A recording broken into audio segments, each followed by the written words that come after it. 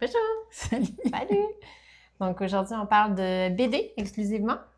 Ouais. 6 BD, 6? mais il y Ah oui, avec des séries. Oui, avec des Oui, oui, séries, oui, effectivement. exact.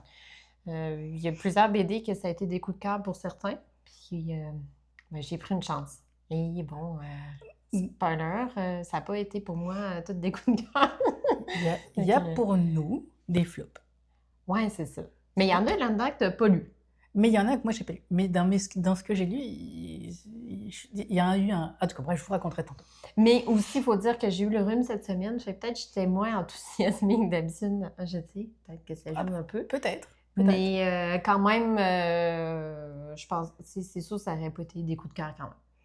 Sur certaines BD. Donc rien à voir avec le rhume au final. Non, mais tu sais, des fois, tu es un petit peu plus quand même enthousiasmé quand tu n'es pas malade. Ouais, c'est vrai. Un petit peu plus. Moi, je suis généralement bon public, et puis finalement, là, il y en a un qui m'a quand même un peu... Enfin, voilà. Ouais, je me souviens pas c'est lequel. Mais en tout cas, Il y a du flop, il y a du top. Par le premier. Ouais, un coup de cœur général de plein de monde. Hélène de Windom. Hein? Je sais pas trop comment ça se prononce. Bravo. Ça, je suis impressionnée. Hein. Vraiment. Bon. C'est difficile d'en parler. C'est pour ça, bon. Donc, c'est une BD qui est sortie l'année passée chez Glénat.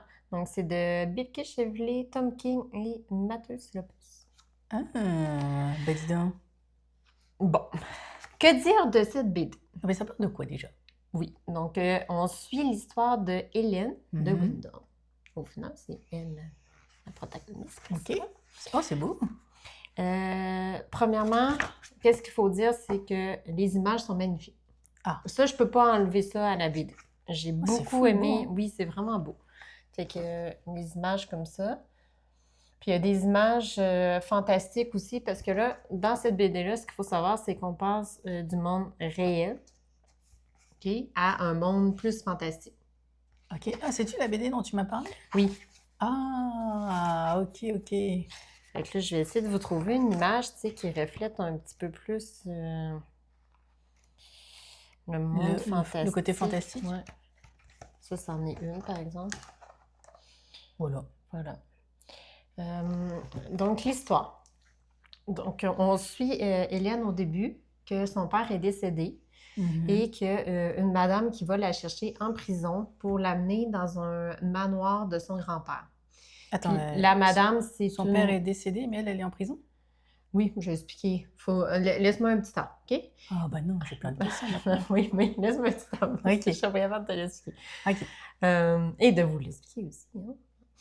Hein? Avant en prison, tout simplement parce que, c'est pas dit comme ça, mais au final, elle est alcoolique, elle.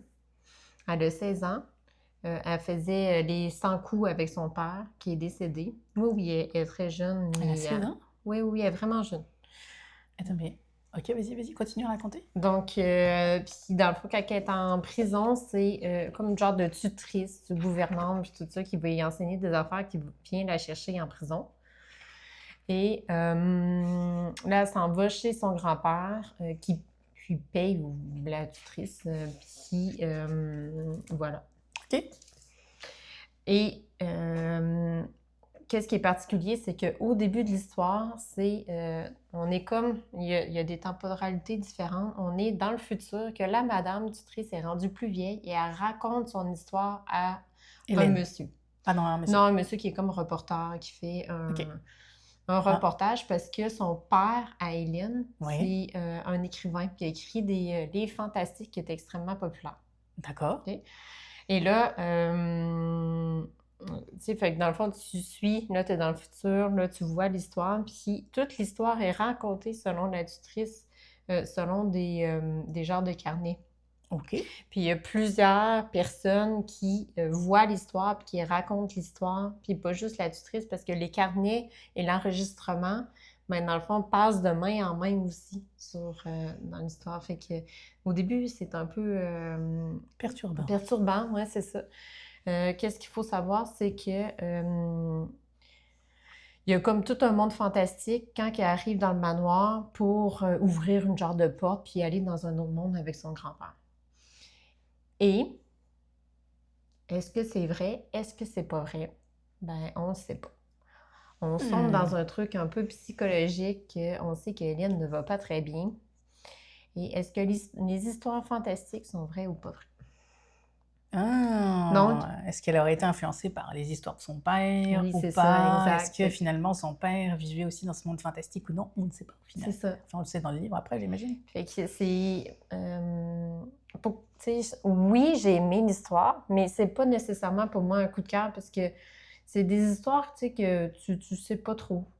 C'est toi qui fais ta propre histoire. Fait que pour moi, ça reste des bonnes BD, mais ça fait pas un wow pour moi. Ça fait pas un wow. Ben, j'aime bien quand on rentre vraiment dans le fantastique, tu sais que c'est fantastique, puis tout ça. Là, je décrochais à chaque fois qu'on rentrait dans le futur, puis que quelqu'un lisait les carnets, puis après on en revenait dans l'histoire, puis après on sortait de l'histoire. Puis, ben, Le rythme de lecture t'a pas plu au oui, final? c'est ça, exactement. Ok. Mais les images sont super, puis tout ça. Puis c'est sûr qu'il y a le côté addiction, ben, si les gens n'aiment pas ça, tu sais, c'est pas une BD pour vous, c'est sûr, parce qu'elle fait que boire toute la BD. Ok. Trigger warning. Ouais, Addiction. voilà. Ok. Ben, Ok. merci beaucoup de cette belle présentation de Hélène. Je ne prononcerai pas la fin. Et La deuxième, la deuxième que tu as, je sais pas comment dire, ce que tu as, la Terre Terre verte. verte. Hein? Là, ça se passe au Moyen-Âge? Ben, c'est au Groenland, je sais pas, si c'est au Moyen-Âge, je me suis pas posé la question, mais j'avoue que c'est assez, ça fait un bout de temps. C'est Moyen-Âge? Il y Ouais, a c'est marqué ça. au crépuscule du Moyen-Âge. Avec des Vikings. Ok. Là, on suit toute une histoire d'un monsieur qui arrive au Groenland Ok. sur un bateau pour la conquête. Ok, je me souviens. Là, c'est en 1492. En 1492. Ouais. Les images ici sont correctes, mais c'est pas, t'as pas un wow, tu sais, on peut montrer, là. Ouais. Mais je trouvais que c'était bien, là. Mais c'est une grosse BD, hein. C'est une grosse BD. Ouais, elle est C'est quand une- même. C'est une grosse BD d'aventure. Puis celle-ci, Ouais. je l'ai préférée à Hélène, puis à 1629 que je vais vous présenter après. Ok. Donc, il arrive dans une colonie qui va pas très bien. Ok. Puis, tu sais, c'est quand même assez... ben, Groenland, c'est difficile, là. Tu sais, à l'époque, c'était un peu vert, puis ça allait quand même pas si pire bien. Et, ben, avec le temps, la colonie, ben, avec le froid, puis le gel, puis Ça allait moins bien, quoi. Ouais, c'est ça. Dans le fond, on sait que les pays les ont, entre guillemets, abandonnés, tu sais, après la colonisation. Donc, il y avait des gens qui venaient porter de la nourriture, puis après, ben, ils ont été tout seuls. Et il va avec un bateau avec un évêque pour amener la religion dans ce pays. Ah, ben oui. Puis lui, là, je veux pas trop raconter l'histoire parce qu'il y a une histoire à lui sur le continent. Ok. Puis après, on connaît un peu plus son histoire. Puis lui, son objectif, au final, ben, argent, pouvoir. Hein.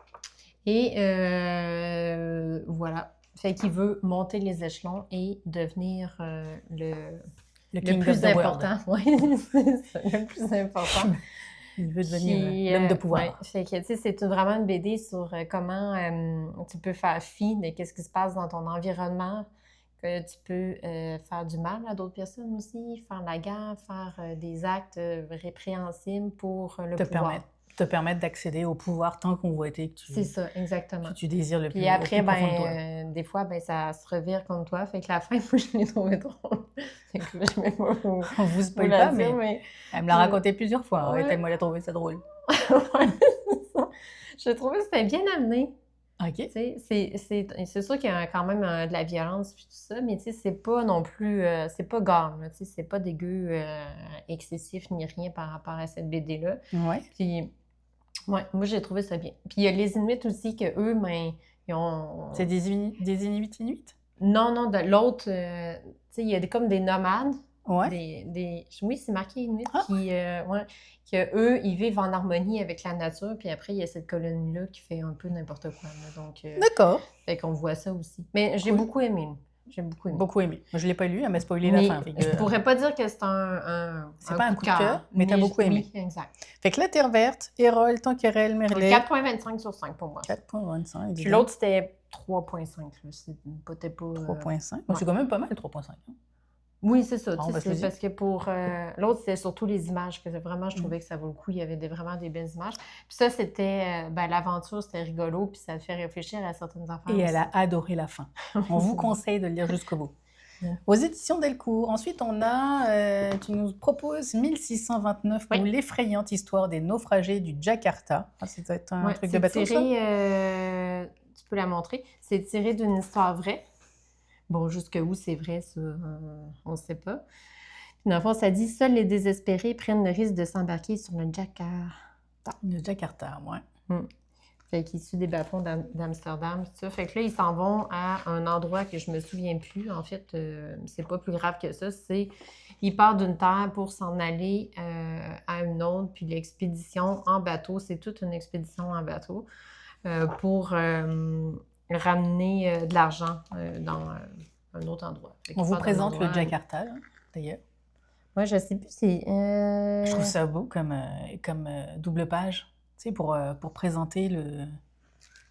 Rien. Oui, mais tu sais, Non. qu'on parle d'un pays, qu'on parle de l'autre, je sais plus où, je sais même plus où est-ce qu'ils vont parce que c'est tellement pas ça l'important. Au final, ça, c'est vraiment bateau, bateau, bateau, bateau. Fait que toute l'histoire, c'est... On voit-tu la route des Martyrs? En tout cas, toute l'histoire, c'est en bateau. Et, tu sais, souvent, quand on... Hein? Ouais. Ben, écoute-moi, là. Ben oui, L'autre, je elle regarde t'écoute. toutes les images. Mais non, Écoute je suis pas full ma belle histoire. Mais là. oui, je suis full attentive. Mm. Ah, attends, mais je suis full attentive. Donc, tu sais, quand tu vois les livres d'histoire, tout ça, tu sais, Ouais. ils disent tout le temps, bon, ils sont embarqués, c'était difficile, ils ont eu scorbut, nanani, nanana. Bon, je regarde plus les images, finalement. Ça ici, c'est assez dégueu, là, c'est pas pour tout le monde. Non, je regarde plus. Mais toi, tu sais, Je suis arrivée à la deuxième page et je me suis dit... mais toi, c'est peut-être pas pour toi, là, tu sais. Non, mais c'est bien dessiné, ceci dit. C'est très Mais- bien dessiné, mais au final, c'est les horreurs qui arrivent dans un bateau avec la maladie, les rats, Alors, tous les trucs. Pour toutes les des- personnes curieuses qui se demandaient pendant leur cours d'histoire comment ça se passait les longues traversées, vous allez être servis. Ayez le cœur bien accroché, ceci dit. Ouais, c'est ça. Puis il arrive un événement à la fin que tu... fait que Ah, là tout, aussi, là oui, aussi c'est à la ça. fin. Oh. Ça va pas très bien. Là, c'est drôle la fin ou c'est pas Non, drôle? non, c'est pas drôle. Oh non, non, c'est non, pas il n'y a drôle. rien de drôle là-dedans. Puis, tu sais, c'est vraiment de l'exploitation. Là. Fait que tu as des personnes qui Exploitent. naviguent, qui font toute la bouffe, qui font les marins, puis tout ça. Puis il y a quelques personnes qui sont, eux qui mangent bien, puis qui exploitent les autres. Fait que c'est comment faire en sorte que les autres t'écoutent pour pas que ça devienne la rébellion, parce que je parle à voix et moi-même. Mhm. Parce que eux, ils mangent pas bien, puis ils sont dans des conditions assez épouvantables, au final. Fait que c'est D'accord. ça l'histoire. Au final, c'est des conditions épouvantables dans un navire quand tu fais une expédition. Voilà. Ok. Fait, ceci dit, veux-tu montrer des images pas trop dégueu? Voilà. Ben, le début, c'est pas mal juste ça. Ah non, moi, non, je suis tombée sur une image sur la deuxième, 2, 3, 4, la cinquième page où c'était pas pire dégueu. Hein. Ouais, ça. Euh, Puis après... Moi, ça me fait juste dire que moi, j'arrive sur le quai avant le bateau et j'ai le mal de mer. Bon, il y en a qui ont le mal de mer aussi. Fait que, tu sais, on a tous les produits humains qui sont bien montrés dans ce navire. Voilà. Et ben voilà, Ouais. c'était une histoire de bateau. Là, on va tomber dans une histoire Ça, d'aventure. ouais, je te laisse plus en parler. Ouais.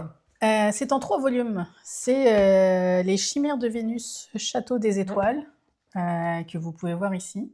Puis ça, c'est le deuxième. Et voici le 3e. Voici. Et c'est une aventure. Ouais, et on dirait qu'il y a des cycles, je sais pas trop. Ouais, je pense que ça fait partie d'un plus grand truc, là, mais j'ai lu que ça, Les Chimères de Vénus de Alain Hérol encore. T'en as une autre BD qui est d'Alain Hérol aussi. C'était de Léna. C'est de La Terre Verte. Mais c'est marqué Delco. Oui, mais Hérol, l'auteur, je te parle. Ah, mais il n'y a pas... Ah, Erol, c'est Ben oui. aussi... C'est pas un éditeur, hein? Non, c'est Rue de Sèvres, l'éditeur. Oui, oui, je sais, mais ça existe, me semble. Probablement. Avec Mais, Greg Ao, mais là, c'était pas l'éditeur, c'est c'est l'auteur. un des auteurs. Et donc, Le Château des Étoiles, c'est une BD d'aventure de 72 pages, je pense. C'est 3... Ouais, c'est pas des grosses BD. Non, là, 60 c'est pages. Trois petites BD. C'est 3 petites BD sympathiques. Dans l'univers Château des Étoiles par Alex Alice. Bref, ça, je connaissais pas du tout l'univers, mais je trouvais que sincèrement. La navigation, puis Bon, je sais pas, j'ai vu les chimères, j'ai vu Vénus, j'ai vu une couverture verte avec ça, et puis je me suis dit: «Oh tiens, pourquoi pas?» Ouais, c'est ça, tu connaissais pas, mais ça, c'est Absolument plus pas. du SF. Moi, en fait, j'ai lu le premier et deuxième. J'ai aimé les images, mais j'ai pas trop accroché au dialogue. Les dialogues puis les personnages, ça me comme... tellement que j'ai pas lu le troisième, moi. Je sais pas trop. C'était écrit, je sais pas, je sais pas trop. Je sais pas du tout accroché. Toi? Toi, Ben, moi, si vous voulez, je vous raconte, je fais le résumé du Mais non, truc ou pas? raconte un peu, après tu feras le résumé. Comment toi, t'as aimé les dialogues dans la BD? Ben, moi, j'ai bien aimé le tome 1, j'ai bien aimé le tome Ouais. 2, j'ai full accroché. Arrivé à la fin du tome 1, j'avais hâte au tome 2. À la fin du tome 2, j'avais hâte au tome 3. Et arrivé au tome 3, je Ah, me suis, celle-là, c'est le tome 3, toi, je me suis dit, OK. pourquoi? OK. Pourquoi? Mais dans le tome 3, il y a des affaires sympas, là. Mais pourquoi? Le tome 3 m'a pas convaincu. Fait que OK. voilà. Puis là, on suit l'histoire de cette madame-là. Comme je sais même plus c'est quoi son nom, tellement que je sais pas son nom de la madame. Hélène Martin, Hélène Martine, je sais pas trop, elle veut rejoindre son cher et tendre qui a été fait prisonnier OK. sur une autre planète. C'est une aventure un peu steampunk qui se passe dans le passé, en 1873. Je vais vous montrer un peu, mais... En 1873, mais ils ont découvert de nouvelles technologies qui leur permettent d'aller dans l'espace, de découvrir de nouvelles affaires, d'aller sur une planète qui est actuellement en 1873 entre les mains pour une partie des Anglais et de l'autre côté des Français. Et il y a une sorte de compétition pour coloniser le maximum de territoire. Et il n'y a pas forcément d'habitants sur cette planète, mais il y a des dinosaures. Et quand je dis pas forcément des habitants, c'est parce qu'il y a des créatures qu'ils appellent des sargasses qui sont là et ils découvrent un château. Bref, ça, c'est à partir de là que tout devient particulier. Et bon, finalement, on comprend qu'elle finit par réussir à un moment donné à prendre son aventure, à rencontrer tout un tas de monde qui vont l'aider. Et c'est ça que je trouve intéressant, c'est que c'est l'histoire d'une femme, mais qui se laisse pas démonter par l'ensemble des choses qui lui arrivent. Elle prend sa vie entre ses mains, puis elle avance. Puis peu importe ce qui lui est, les obstacles, elle va de l'avant. J'aime ça, et j'aime le fait que elle décide par elle-même. Dans certaines BD, quand on voit des femmes, pas forcément quand elles sont le personnage principal, tu sais, elles ont un rôle un peu secondaire, mais non, là, les femmes, d'ailleurs, n'importe quelle personne, ont des rôles bien spécifiques, et ça fait du bien. Je veux dire, c'est rafraîchissant. Ouais. Mais je n'ai pas été convaincue par le tome 3. C'est dommage. Moi, je trouvais que l'idée était bonne parce qu'il naviguait de planète en planète. Puis chaque planète a sa particularité. Puis après, il faut qu'il y ait un endroit pour... il y a aussi de l'exploitation de planètes. Oui, il y a de l'exploitation de ressources avec les territes. Oui, c'est ça. Tout un tas de questions écologiques, etc. De respect de l'environnement, de respect des humains, etc. Mais c'est vraiment bien fait. C'est juste que la troisième, je n'ai pas accroché. Voilà. Par contre, dans un tout autre registre, on a Goupil la sorcière. Là, c'est très jeunesse. Hein. C'est full jeunesse. C'est full jeunesse. C'est le deuxième. C'est juste génial, Goupil la sorcière. C'est une histoire. Le premier, c'est le mystère des rochers qui poussent, et le second, c'est le tracé d'invocation maléfique. Et c'est l'histoire d'une petite sorcière, une petite renarde, qui a son apprenti qui s'appelle Arthur. Ouais. Et en fait, ils vont aider tout un tas de personnes dans leur quotidien, puis ils vont découvrir des pierres qui poussent. Et ces pierres sont chargées d'énergie un peu étrange. Et leur viennent en aide des dracos quand ils ont besoin. Ils vont invoquer les dracos qui vont les aider à réaliser leur quête. Et j'ai trouvé ça génial. J'ai trouvé ça génial de voir, de voir comment ça se passe, de voir les échanges entre les différents personnages, de quelle façon les uns et les autres peuvent s'entraider, de quelle façon il t'arrive quelque chose et tu es tenté de vouloir masquer de quoi, et finalement tu es mieux de partager parce que grosso modo, c'est l'entraide qui va aider le monde. La chaise à grain. Ouais, la chaise à grain, c'est un peu. Qui va tous les aider à aller de l'avant et à résoudre tout un tas de problèmes que les uns et les autres vont rencontrer. Ouais. C'est fait sur une histoire globale avec comment résoudre le fait qu'ils poussent des rochers, comme tu as dit. Ouais. Puis à la fin de la deuxième histoire, on sait qu'est-ce qui se passe avec ces rochers-là. Mais au travers des 2 BD, c'est tout plein de petites histoires. Donc c'est les 2 sorciers qui doivent venir en aide pour résoudre certaines problématiques. Ouais. Ils vont enquêter. C'est ça, c'est toutes des petites enquêtes. Puis ça c'est cute parce qu'il y a comme une morale, mais tu sais, c'est bien intégré, puis c'est pas lourd. Puis là, tu te dis, c'est cute, tu sais. Puis il faut que tu réfléchisses pour, OK, moi, il voulait dire ça. Puis, mais jeunesse, oui, mais moi, je trouve que c'est tout public. Ouais, c'est rafraîchissant, c'est... Regarde, tu peux me montrer cette page-là, je pense. Avec le Dracos. Non, mais ce Dracos-là, il s'appelle La Savate. Non, mais La Savate, quoi. En tout cas, bref, j'ai adoré. C'est juste 2 BD. J'avoue, arrivé à la fin du tome 2, alors je sais pas, Milena, si vous nous écoutez, je ne sais pas, mais admettons que vous nous écoutiez, Milena. Là, tu veux une suite, hein? Je voudrais une suite. Ouais. Voilà, j'ai adoré. Mais c'était rafraîchissant aussi. Ah oui, j'ai tellement eu de plaisir à lire. Puis aussi, c'est tous des petits animaux différents. Ah oui. Avec la magie. Ah oui, moi j'adore les animaux, fait que... Bon, j'adore les dinosaures, mais dans Les Chimères de Vénus, ça n'a pas suffi. Mais là, dans Goupil, la sorcière, tous les animaux, ça a été... moi, c'est un bon 4.5. Ah, moi, c'est un 5. Ah oui, Les Chimères de Vénus, pour moi, c'était un 4. Voilà. Ah ouais, moi, c'était... Voilà, ça peut pas être moins que... 3. Moi, non, ça peut pas être moins que... non. Moi, j'ai vraiment pas accroché. En tout cas. Mais moi, des fois, je trouve que dans les BD... Les images ne suffisent pas quand l'histoire ne m'accroche pas. Fait que, voilà. OK. Bon. Mais je pense que tu n'as pas aimé les images non plus dans les Chimères de Vénus. Oui, il y en avait certaines que j'ai trouvées que c'était très beau. Ouais, c'est ça.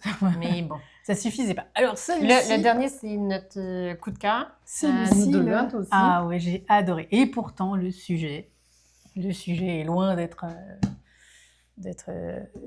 ton préféré. Ma tasse de thé.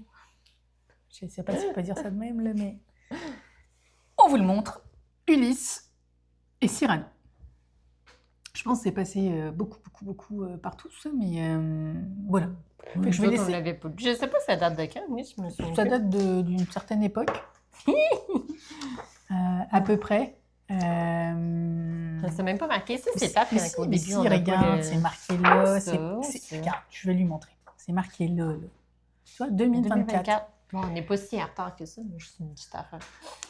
Bon, donc c'est Casterman, Ulysse et Cyrano. Alors, les dessins sont somptueux. De Stéphane Servin, Xavier Dorison puis Antoine Christo. Ouais.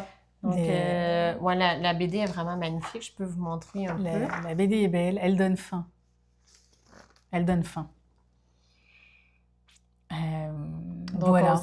On suit l'histoire de Cyrano au début, qui est un chef cuisinier qui arrive un pépin, un gros pépin.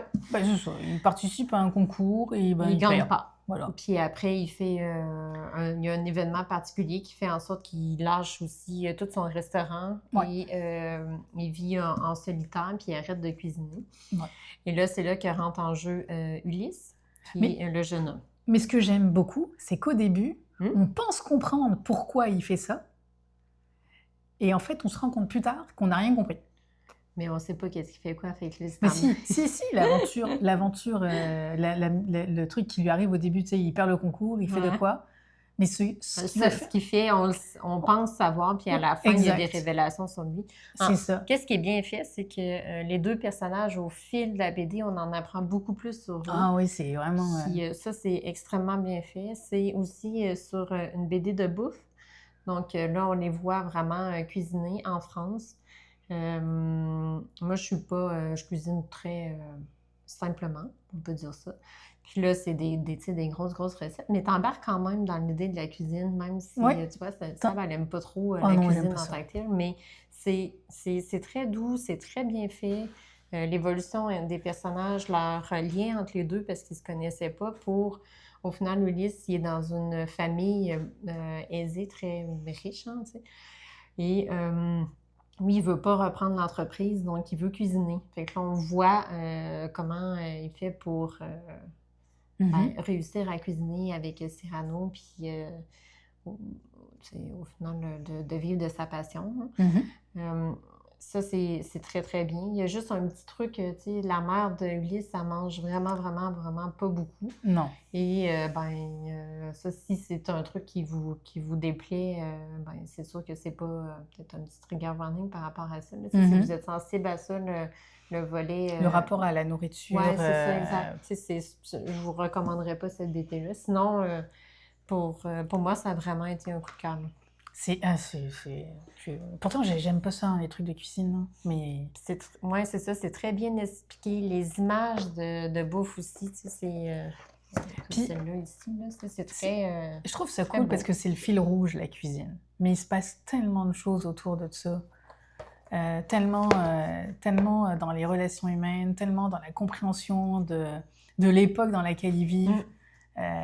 L'après-guerre, tout ce qui a pu se passer, certains enjeux, la compréhension des uns et des autres, à quel point on peut condamner les gens sans savoir vraiment ce qui se passe.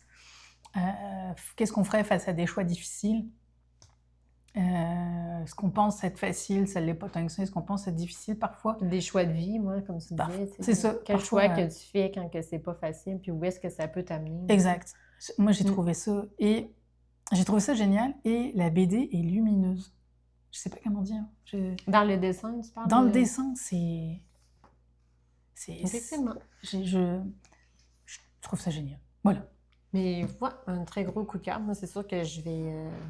ouais, c'est génial. Je vais l'apprendre. Parce que pour plusieurs, c'était bibliothèque, hein? Je pense que quasi tous...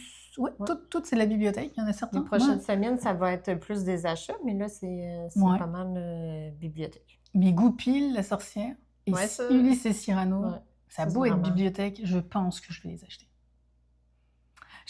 Par exemple, Ulysse et Cyrano, j'ai jamais arrêté le bouquin. Je l'ai pas commencé, puis je l'ai pas arrêté, puis je l'ai fini. Goupil, les Goupil de la sorcière aussi, je me suis pas arrêtée. Par contre, les Chimères de Vénus, je me suis arrêtée un peu. Ouais. Mais les autres, comme moi, c'est Miss 129, puis Hélène, puis l'autre, c'est Terre verte, oui, lire une fois, mais ce ne serait pas des BD que je relirais. Moi, je trouve que c'est intéressant, une lecture, puis c'est tout. Mais moi, je le relirais. Oui, c'est ça. Pour toi, c'est peut-être un peu difficile, les autres BD que j'ai lues. Non, mais non, ça m'a donné envie. Non, j'avoue, non. Fait qu'on a commencé par les flops, on a fini par les tops. On espère que vous avez aimé ça. Ben oui. Puis à la prochaine. Merci beaucoup. À tout bientôt. Salut. Bye bye.